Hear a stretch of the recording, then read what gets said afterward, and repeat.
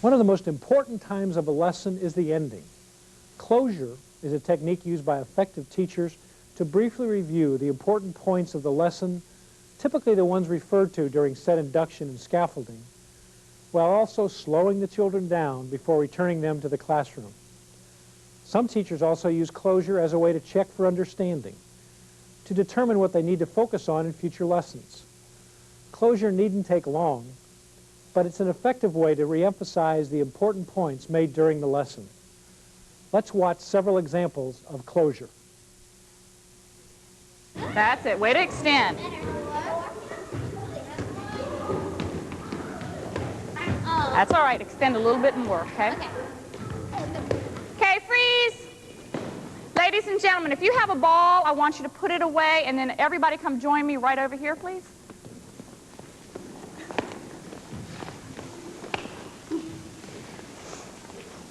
Did a great job today working on your forearm passes, all right? At the beginning, I said I was going to give you a clue that was going to help you really get that ball right where you wanted it to go. Who remembers what that clue was? Jennifer? Extend your arms, right? And if you're extending those arms right where you want it to go, I guarantee you'll get there most of the time, all right? How many of you got the ball to your target at least 3 times? See, even though it wasn't straight back to you, most of you got it to your target by extending towards your target. All right, super job.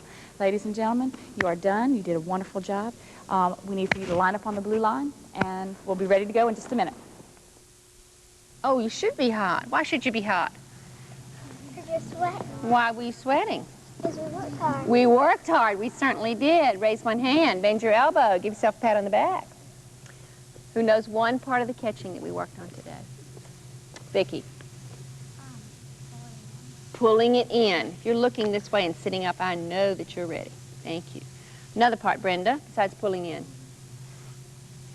Reaching, yeah, it's real important to reach before the ball gets there.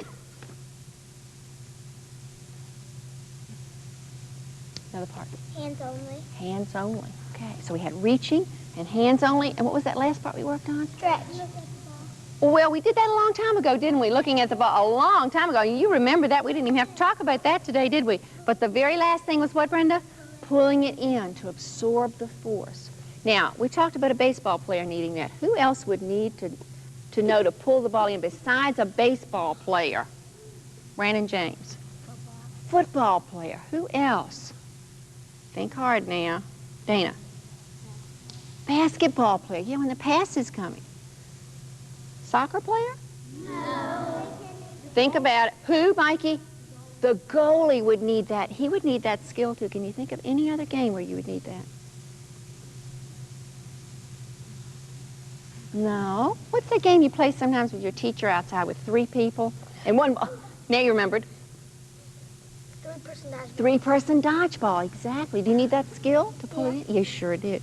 You did such a good job with that catching today. Super job. What was our main focus?